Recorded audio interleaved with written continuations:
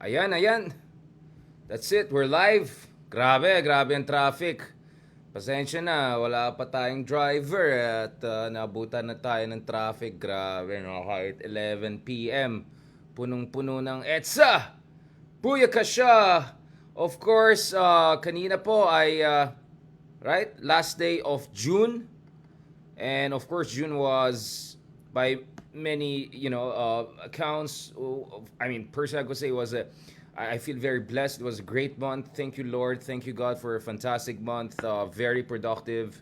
Marami tayong nagawa. We were able to tape a lot of podcasts in studio, out of studio. We had a good chance of catching up with a lot of good friends. Of course, kanina, for some of you, had a chance to kind of barge into our conversation. We had no less than the founder of Ladlad Party, a colleague of mine in TV5, a kapatid, no? And then, of course, a fellow scholar and academic and writer. We had Danton Remoto a while ago, and we were discussing about yung kalagayan ng LGBTQA sa Pilipinas, nasaan ano yung trajectory ng kilusan, ano yung mga prospects for greater political participation.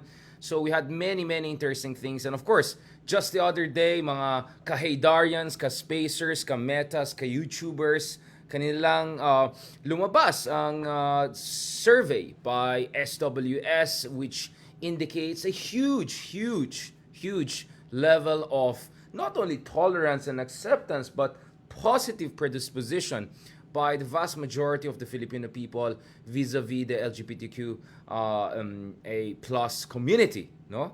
So, in light of that, I am not surprised to see this level of public interest, public response, and of course, even public backlash, no? Doon sa perceived discrimination against one of the members of the LGBTQA community who was allegedly involved, no, sa isang ang tawag dyan, brawl. Okay, brawl. Now I want to say bardagulan, but I was just saying I'm not sure bardagulan is the right way to put it, but brawl, no?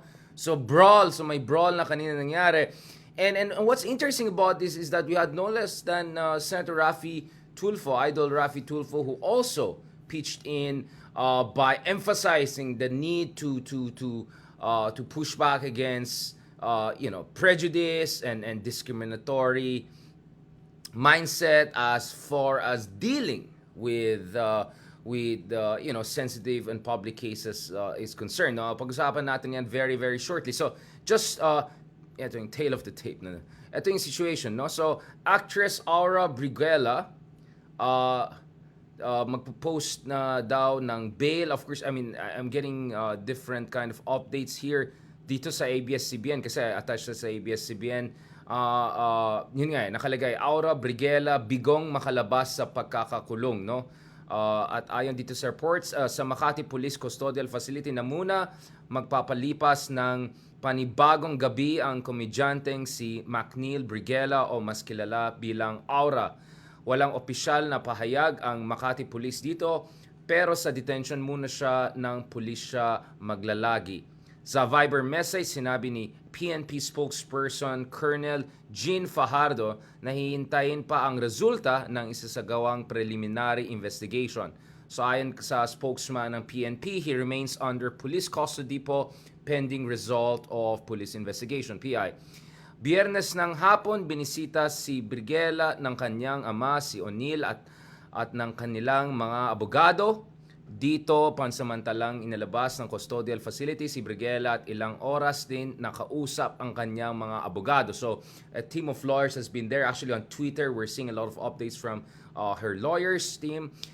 Sinubukan ng news team na kamustahin si Briguela sa pamamagitan ng kanyang mga abogado matapos ang kanilang pakikipag-usap dito, pero no comments sila sa ngayon. I think it's because of siguro it's a sensitive issue. They want to make sure that they don't say anything that is prejudicial to the case. Ay rin munang magsalita ng ama ni Briguela. Binisita rin si Briguela ng mga kanyang kaibigan at mga miyembro ng grupong Bahaghari at Metro Manila Pride. So the LGBTQ plus community is rallying behind her, making sure that her rights is protected, that in this month of Pride, no, it's Pride Month, that is supposed to celebrate diversity, tolerance, acceptance, and inclusiveness, walang mangyaring kababalagan dyan, no? That some sort of cultural prejudice, etc., will not undermine due process, no? Naharap si Briguela sa mga kasong alarm and scandal, physical injuries, direct assault at disobedience to person in authority. No, so you can see all yourself na may mga videos na lumabas, no less than entrepreneur slash scammer, no? Pangalan niya, Shian Gaza ba yan, whatever? Ay, kanina nagtitrending yan na parang may shinare daw siyang video or anything like that. And now there are discussions about admissibility of some of the footages and videos coming out. Obviously, assuming the videos that are coming out are legit, no? Once the verification has been done, whether these are admissible in court as an evidence. Because ang claim ng supporters ni AWRA is that he was defending isa sa mga kasama niya who was allegedly being subjected to sexual harassment by another individual, and so nangyari ng very, very aggressive back and forth. So in short, AWRA was defending a friend, no? And of course, you know, AWRA is a palaban, di ba? Palaban na tao. So mukhang medyo nag-intensify, nag-escalate situation. Was it in Poblacion or something like that? The incident. Now, what is interesting is that, you know, just a while ago, Senator Idol Rafi Tulfo was once again in the news, and once again for a good reason. For a good reason. Now, this is very interesting because usually, if you talk to the critics of the Tulfo brothers, and of course, some of the brothers are, you know, more, you know, macho than the others, and just to put it mildly, you know, some would say na, nako, mga yan, toxic masculinity, etc., etc. So, we see a lot of criticism of the Tulfo brothers, but in fairness to Idol Rafi Tulfo, and I can also vouch for Erwin Tulfo, who I had the chance to also have a proper interview with, no, you know, in fairness, these are people with a sense of public service, these are people who care, and kanina nakita natin na in fairness kay Idol Rafi Tulfo talaga, he stood his ground when there were indications of some prejudicial mindset, no? Doon sa kanyang interview with someone from the PNP. Now, just to be very clear, I am also very good friends with folks in the PNPA. I had the chance to give them lecture recently. So let's be clear, no? We're not talking about the entire institution of the PNP. There are many, many good people inside. At the same time, we have to recognize that, you know, the PNP as an institution, unfortunately, you know, was subjected to quite negative influence under the previous administration, and there's still a long way that we should go in terms of professionalizing the PNP and bringing it closer to where it should be. Nevertheless, there are super many great people, including a lot of people who attended my lectures throughout the years at the PNPA, among others. So again, we're not here to, so wag tayo judgmental, and that goes both ways, no? Now, the thing though, dito sa interview ni Rafi Tulfo, parang medyo judgmental yung yung kinausap ni Senator Rafi Tulfo. So in response, Senator Rafi Tulfo had to stand his ground and correct, no, the person. So ito yung mga graphics na nakita natin. So ito sabi nung in-interview na, alam mo naman si AWRA is, you know, belongs to the community. Gusto niya makita yung magandang katawan. Oh, like, what? Seriously? I mean, this is for real lang. Yan ang sinabi niya na, so immediately parang in-imply na yung nagdi-defend pa ng victim, siya pa yung aggressor. So parang that's kind of weird, no? That's like weird, worse than victim blaming. So eto, biglang Senator Rafi Tulfo immediately made things very clear. Sabi niya, ay hindi sir, mali ka dyan sir. Wag ganon. Palibasa ay LGBTQ community, gusto makita agad ang katawan ng isang lalaki. Siguro po, mayroon pong pinagmulan yung kaguluhan, no? So immediately the senator pushed back against what looks like very prejudicial kind of literally in a legal sense prejudicial take on the situation. So sa Pride Month pa nangyari yan. So again, kudos to Senator Tulfo, no? So Senator Tulfo once again has proven that, in fairness, he's using his newfound powers as the Senator of the Republic, as the leading Senator of the Republic by some accounts, at least in terms of popularity, and giving his platform, his following, etc. He's using it for the right reason. So kudos to Senator Tulfo for that, and we see more and more senators, especially mga iba na may machong image pa to correct, no? Any kind of isang kahit konting bahid, no? ng prejudice, kailangan natin ayusin yan. So of course, again, mga kameta, mga ka-spacers, mga ka-YouTubers, I know marami sa atin ay, we have conservative values, right? I mean, personally, I'm much more of traditional guy, diba? So my conceptions about etc. But at the same time, we are humanists. We have to appreciate everyone and respect the innate rights and dignity of every human being, no? At yung kasarian ng isang tao ay not necessarily dapat basis to make judgments about their entire character. So the gender of a person does not determine the content of their character, if you want to put it that way. So we have to push back against any kind of prejudice, any kind of discrimination, and especially we're now in the Pride Month, no? Now, one of the things that we have to keep in mind is that when it comes to issues of non-discriminations and non-judgmentalism, if I can put it that way. I mean, no less than Pope Francis, no? Back in 2013, almost a decade ago. Oh my goodness, almost exactly a decade ago, no? Almost exactly a decade ago, when he was asked about sinong pwede pumunta sa langit, no? So this is a very theological question. This is about, parang tinanong sa akin, if mga atheists can go to langit, parang for him, what's important is not what you're nominally attached in terms of religion, but actually the content of your character, no? So when he was asked about the folks from the LGBTQ community, I think this is when he was in Brazil, right? He said, who am I to judge? So this is no less than the Pope, right? The highest authority in the Catholic Church, one of the longest lasting and biggest religions on earth, saying, who am I to judge? So kudos to, Senator Rafi Tulfo, he's being a Christian by emphasizing the necessity to push back against any kind of prejudicial statement against members of the LGBTQ community. No? So I'm just saying, even from a Christian standpoint, right? If you're not secular, if you're not whatever, even from a Christian standpoint, you can make a very strong argument that who are we to judge, right? And to jump into conclusions. No, I mean, there's no space for that. So I'm very glad that even the macho icons of Philippine politics, I mean, how can you get even more macho than Senator Rafi Tulfo, no? Are standing the ground, are doing the right thing, are pushing for the right cause, and really publicly calling out any kind of nonsense out there. Now, let's also not forget that also the President of the Republic, Ferdinand Marcos Jr., recently also made a statement making it very clear that we have to ensure equal protection of all communities, because we should all be treated the same in a sense that, before the law, no? So ito po yung sinabi ng ating Pangulo Marcos Jr. on LGBTQA+. May A na siya ngayon, di ba? Nag-evolve yung terminologies. Kanina actually I was asking si Danton Remoto na, I mean, as an outsider, our question is like, what is the difference between the movement, let's say in the West and the Philippines? What are the overlaps, differences? If there's a Filipino version of putting things into context. Now, the thing is this, no less than Marcos Jr. also said, Filipinos must be free, open-minded, free from discrimination. So ito po yung utos, hindi naman utos, ito yung clarion call for inclusiveness, no, from no less than the President of the Republic of the Philippines. So I think, update naman dyan sa mga ibang kapulisan natin na kaibigan na medyo hindi sumasabay sa panahon, no? At siguro hindi rin nakikinig sa ating Pope, no? Na sana naman, 'di ba? Sana naman.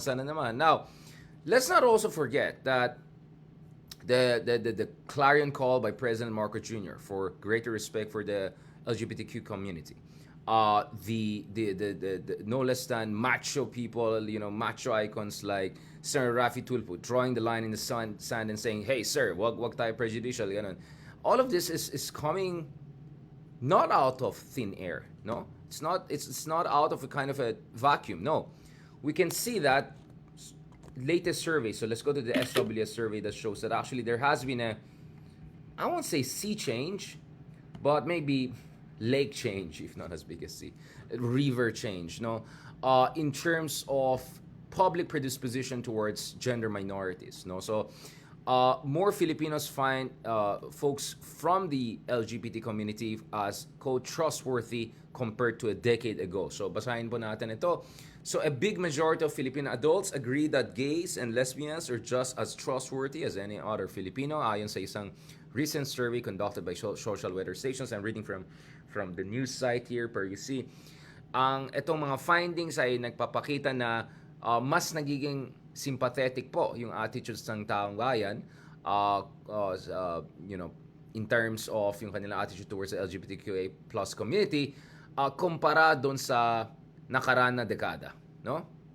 So the first quarter 2023 social weather survey was conducted from March 26 to 29. At meron siyang representative sample of around 1,200, so just as big as the presidential survey, etc. Sige, Google Trends din natin baka. Alright. So, dun sa survey, SWs found that 79% or about 4 out of 5 Filipino adults, ang laki na, agreed that folks from the LGBTQA plus community are just as trustworthy as any other Filipino, right? So there's no kind of a prejudice, etc. This percentage has increased in last decade because with only 67% 7% agreeing with the statements. So from 67% to almost 80%. So that's a double-digit increase over almost just a decade. Now imagine, what if you give it a full generation? On a statement about whether the LGBTQ community have contributed, quote, a lot in the progress, to the progress of our society. Mali yung preposition po, pakiayos yan. To the progress of our society, 73% of respondents agreed with the statement. Doon sa 2013 survey, only 54%. No, so we went from 54% to 70% in terms of recognition ng contribution ng LGBTQA plus community sa pag-asenso ng ating bayan, no? To the progress, not in the progress of our society. Nako, sana na naman yung mga gumagawa ng survey dyan. Okay. Anyway, when asked if being a member of the community, okay, medyo may mga more sensitive questions dyan. You can guess what are these questions. You can check it on your own. Pakita ko ito. I-post natin survey para makita nyo yung difference. So you can see that there's really a not sea change, but still a significant change, no, in terms of public attitudes and towards a more positive direction. So yun po yung survey na ipapakita natin dito sa baba, no. So just over a decade, just look at how big the difference is, no. Just big how this difference is na. And then of course, this is important because of all the push for the SOGI or sexual orientation, gender identity, and gender expression bill, and of course there's also push for Ladlad Party and gender minority groups to have greater representation. Now obviously this is the thing, someone who comes from a multicultural background, I'm also super happy about this, mga kameta, because there was a question that asked also about our Muslim brothers and sisters. Wassalamu alaikum. And of course, Eid al-Mubarak to our Muslim brothers and sisters. So ito, a record high percentage Filipino adults also agreed that Muslims are just as trustworthy as any other Filipino. No, so that's good. So we're also seeing some improvement on this front. Obviously, I believe that we still have a lot of problems with prejudice and discrimination against not only gender minority groups, but also against religious minority groups, against our Muslim brothers and sisters. So these are the numbers that we're seeing. So there is some improvement, in fairness naman, from the year 2000. So if you look at the year 2000s, maraming undecided, no? At mas malaki yung number ng mga medyo negative view, no? In terms of recognition of the goodness of innate goodness of our Muslim brothers and sisters, but that number has significantly increased. So very small number, single digit lang nagsabi na hindi sila trustworthy or something. So yung mga medyo racist, prejudice, yung mga ganyan, medyo kumunti na sila. So I'm also so proud to see. This is what I'm talking about. This is what I'm talking about, mga kameta. Alright? This is what I'm talking about, mga kameta.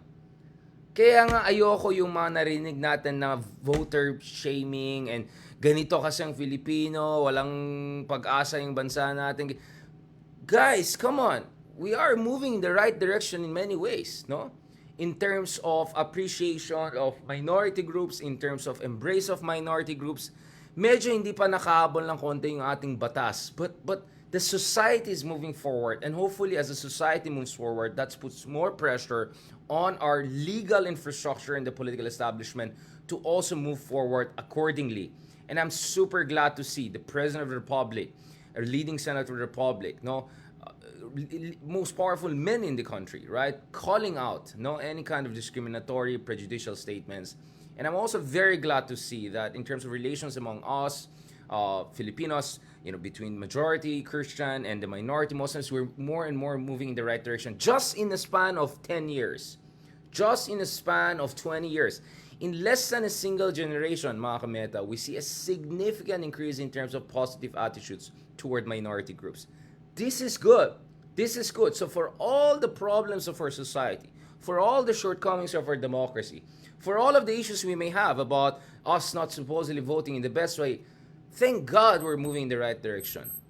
Kaya don't give up on the Filipino people, right? Don't give up on the Filipino. Let's just continue to fight for a more just, democratic society. And on that note, I want to thank everyone. I know gabing-gabi na.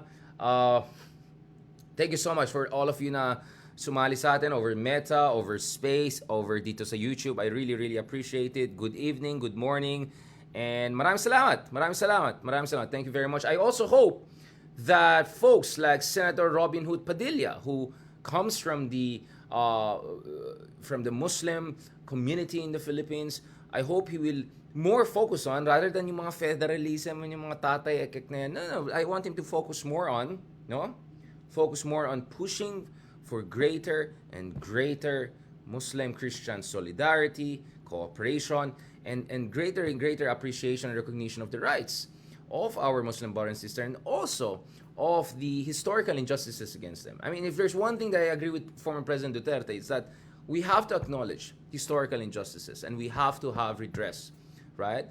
At the same time, it's very, very important to also appreciate that at least pagdating sa social values, social attitude, we're moving in the right direction. Thank you very much again, everyone. Ay, may mga comments pa kayo dyan? May mga violent reactions pa kayo dyan? Anyone?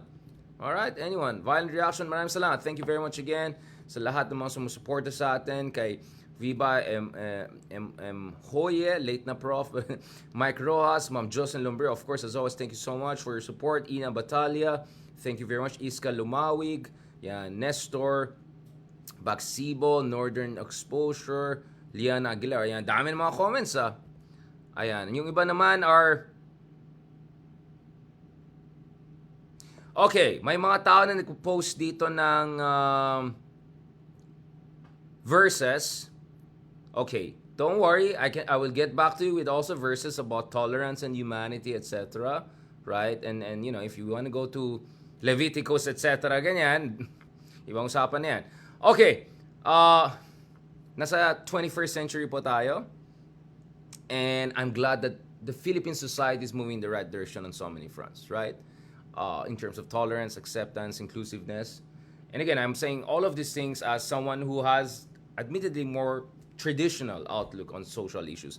But when it comes to social policies and economic issues, I consider myself a bit more of a progressive person, right? But I hope whatever